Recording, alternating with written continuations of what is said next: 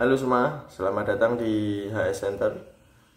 Video ini saya akan bahas mengenai tugas PKD, utamanya 30 hari setelah pelantikan. Apa saja yang mereka lakukan, nanti rekan-rekan lakukan. Simak videonya sampai habis.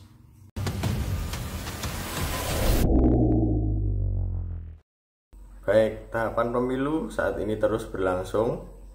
Pemilu 2024 diantaranya adalah pemutakhiran daftar pemilih tetap. Nah, mengingat Pantarlih akan dilantik pada tanggal 6 Februari 2023, ini merujuk pada keputusan KPU nomor 534 tahun 2022, bahwa di sana ada jadwal pembentukan dan pelantikan ya. Soal Pantarlih ini akan dilantik tanggal 6 Februari 2023. Nah, tentu harusnya Bawaslu itu sudah melantik jajaran PKD-nya itu sebelum tanggal 6 Februari 2023, supaya mereka dapat nantinya mengawasi jalannya pelantikan.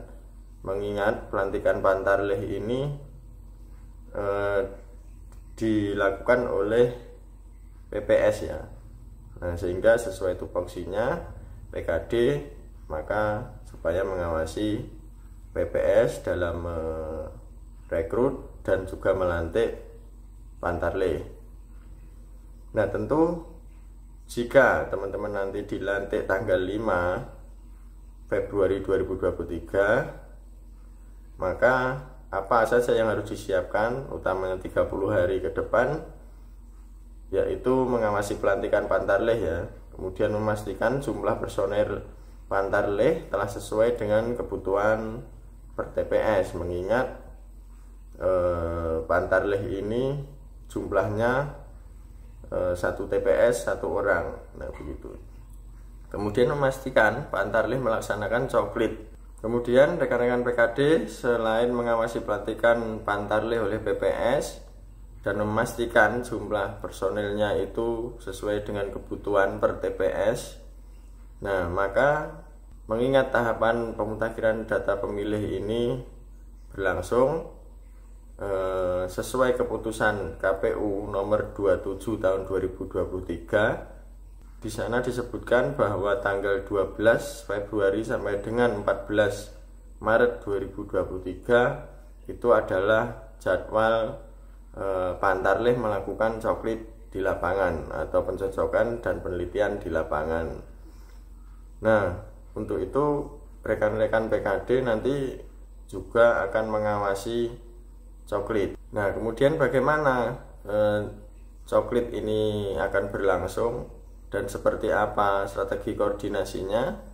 Ini tentu yang pertama adalah rekan-rekan PKD nanti akan disediakan AKP atau alat kerja pengawasan oleh Bawaslu ya. Nanti mungkin rekan-rekan pasca dilantik akan dibintek dulu oleh jajaran pengawas pemilihan tingkat kecamatan. Kemudian mengingat jumlah PKD itu hanya 1 orang pada setiap desa atau kelurahan, maka Bawaslu harusnya menggunakan strategi uji petik ya untuk perolehan data hasil pengawasannya. Karena mengapa tidak mungkin ya seorang panwas kelurahan desa yang jumlahnya hanya 1 orang tetapi ini mengawasi Pantarlih di lapangan itu sejumlah TPS. Nah, ini kan bervariasi ya. Ada yang satu kelurahan itu 20 TPS, ada yang satu kelurahan bisa sampai 30, 40 TPS, bahkan ada yang 100 lebih TPS dalam satu kelurahan. Nah, ini tentu tidak mungkin bisa tercover atau diawasi semua kegiatan Pantarlih ini yang hanya dilakukan oleh 1 PKD saja.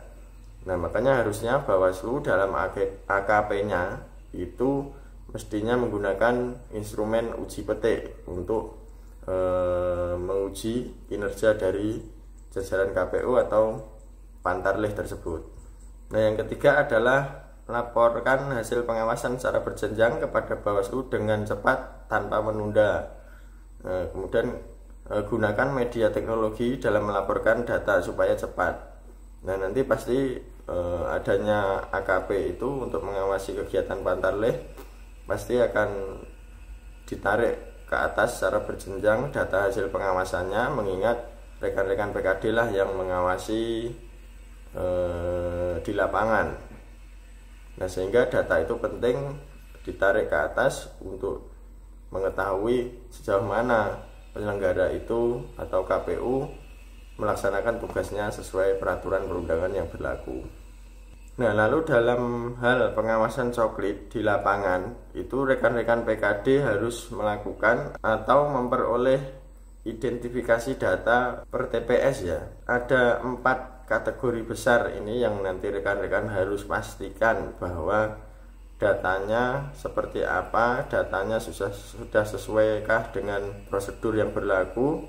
Nah, ini diantaranya memperoleh data di lapangan, tentu dengan uji petik tadi ya harapannya.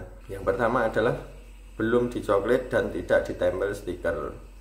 Nah, jadi Pantarlih datang ke lokasi rumah, misalkan ambil saja contoh satu rumah didatangi oleh Pantarlih.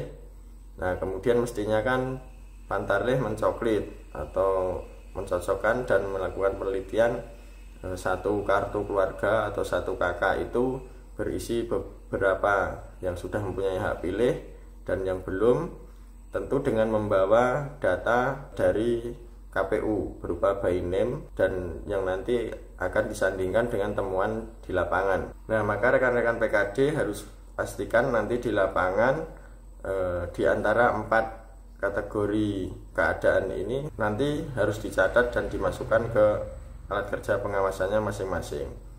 Nah, apa saja 4 kriteria ini? Yaitu belum dicoklit dan tidak ditempel stiker. Nah, ini bagi rumah atau keluarga yang belum dicoklit dan tidak ditempel stiker. Nah, ini bisa saja nih, yang pertama ini belum didatangi oleh Pantarlih ya. Kemudian yang kedua sudah dicoklit dan tidak ditempel stiker. Nah, ini kasus yang kedua, ini merupakan Pantarlih itu sudah datang mencoklit dalam satu rumah misalkan, tetapi Pantarlih lupa tidak menempel stiker di depan rumahnya atau di samping pintu atau di jendela rumahnya depan itu harusnya ada stiker bahwa sudah dilakukan coklit. Nah, ini untuk kasus yang kedua ini sudah dicoklit tetapi Pantarlih tidak menempel stiker. Yang ketiga belum dicoklit dan sudah ditempel stiker. Yang ketiga ini mungkin terjadi kasus bahwa jika ditanya dalam satu rumah itu atau dalam KK itu belum didatangi oleh petugas Pantarlih, tetapi kok di rumahnya, di depan rumah sudah ada stiker bahwa sudah dilakukan penelitian dan pencocokkan. Nah, ini nanti rekan-rekan bisa menuangkan dalam alat kerja pengawasannya. Kemudian yang keempat sudah dicoklit dan sudah ditempel stiker. Nah, mestinya ini ya, mestinya kasus yang sesuai prosedur atau keadaan yang sesuai prosedur itu adalah sudah dicoklit dan sudah ditempel stiker. Nah, ini mestinya yang normal itu adalah yang nomor 4 ini. Nah, kemudian elemen data apa yang perlu rekan-rekan PKD itu dapatkan ketika menguji petik, misalkan mendatangi rumah-rumah penduduk yang masuk kriteria uji petik. Tentu rekan-rekan harus mendapatkan data, utamanya ini ya, elemen datanya, agar nanti supaya hasil pengawasan rekan-rekan PKD itu diteruskan kepada Panwascam, kemudian bisa membuat saran perbaikan sesuai jajarannya. Nah, itu tentu untuk membuat saran perbaikan kepada KPU itu harus berdasarkan elemen data yang komplit ya. Di antaranya ini ya yang harus didapatkan nanti nomor KK, kemudian NIK, kemudian nama, tempat lahir, tanggal lahir, usia, laki-laki perempuan, kemudian pekerjaannya apa, status perkawinan, kemudian alamat, kelurahan, desa, kecamatan. Nah, ini elemen data inilah yang kira-kira nanti rekan-rekan PKD harus peroleh dari terjun ke lapangan itu ya. Nah, jika sudah memperoleh data, elemen data yang komplit dan juga sudah mencatat 4 kriteria tadi, jika nanti Bawaslu kebijakannya adalah uji petik, maka tentu 30 hari pertama berkaitan dengan kegiatan coklit. Masih banyak sebenarnya kegiatan yang menunggu di belakang selain coklit, terutama pemutakhiran data pemilih ini. Itu saja mungkin yang bisa saya sampaikan terkait apa kira-kira yang harus disiapkan dalam mengawasi coklit dan tugas PKD di 30 hari pertama pasca pelantikan.